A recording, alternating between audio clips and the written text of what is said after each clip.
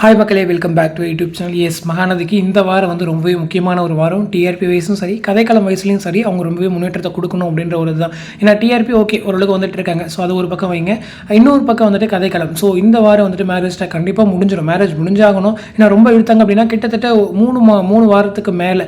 So பெரிய பேசு பொருளாயிரும். ஏன்னா இன்னப்பா இவ்வளோ நாளாக வந்து ட்ராக் பண்ணிட்டு இருக்கீங்களே அப்படின்னு சொல்லிட்டு பேசு பொருளாயிரும். ஸோ மேரேஜை முடிச்சு அடுத்த கட்ட நகர்வுகள் என்ன அப்படிங்கிறத யோசிக்க ஆரம்பிக்கணும். ஸோ ஒரு பக்கம் காவேரிக்கு விஜய் மேலே உள்ள காதல். ஏன்னா பாருங்களேன், கல்யாணத்தை பண்ணி வச்சுட்டாரு தங்கச்சி விருப்பப்பட்ட மாதிரி. ஸோ இதுக்கப்புறம் நிவினும் இல்லை.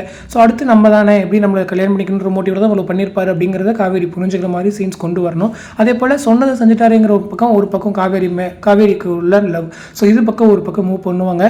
ஸோ அது இல்லாமல் அடுத்தது வந்துட்டு நிவின் அண்ட் யமுனா இவங்க 2 பேருடைய ட்ராக். ஸோ நிவின் அக்செப்ட் பண்ணிக்கு வரா, அவங்களுக்குள்ள இருக்கிற விஷயங்கள் என்ன, அதே போல் இந்த கல்யாணம் வீட்டுக்கு தெரிஞ்சிச்சு அப்படின்னா வீட்டில் அவங்களுடைய ரியாக்ஷன் என்னன்னா, ஃபஸ்ட்டு கங்காக்கெலாம் தெரிஞ்சிச்சுன்னா கங்கா பெருசாக சண்டை போடுவாங்க. ஸோ அவங்களுடைய ரியாக்ஷன்ஸ் என்ன அப்படின்ற மாதிரி அடுத்த கட்ட நகர்வுகள் வந்து கதைக்களத்தில் இருக்குது. ஸோ இதை வந்துட்டு சுவாமி தான் செஞ்சு வச்சிருக்காரு அப்படின்னு சொல்லும்போது அதுக்கு அவங்க வீட்டில் எப்படி ரியாக்ட் பண்ண போகிறாங்க?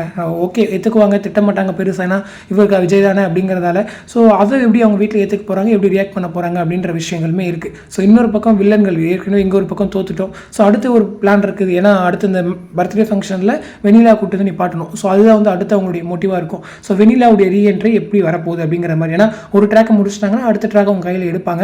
இந்த மாதிரி பல திருப்பங்களை வச்சு தான் இந்த மேரேஜ் ட்ராக் அப்புறம் கொண்டு வர போகிறாங்க. ஸோ இது நீங்கள் எவ்வளோ சீக்கிரம் என் பண்ணிவிட்டு அடுத்தடுத்த கதைக்களத்துக்குள்ளே எவ்வளோ சீக்கிரம் போகிறீங்களோ அவ்வளோ சீக்கிரம் மகாநதிக்கு நல்லதுன்றது என்னுடைய ஒரு தனிப்பட்ட ஃபீல். ஏன்னா கிட்டத்தட்ட ஒரு 2 வீக்ஸ்க்கு மேலே ஆச்சு இந்த விஷயம், யமுனாவுடைய விஷயத்தை எடுத்து.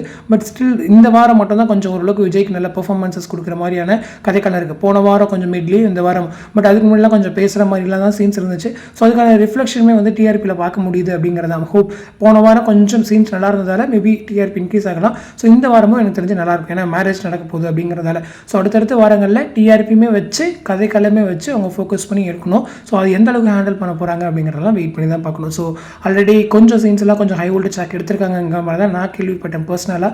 ஸோ அதையெல்லாம் எப்படி இம்ப்ளிமெண்ட் பண்ணி எந்த மாதிரி வராங்கிறத நம்ம பொறுத்திருந்து பார்ப்போம். ஸோ இந்த அப்டேட் பற்றினா உங்களோட கமெண்ட் வந்து கமெண்ட் செக்ஷன் சொல்லுங்கள். அடுத்து நெக்ஸ்ட் பண்ணுறேன். தேங்க்ஸ் ஃபார் வாட்சிங் அண்ட் பை.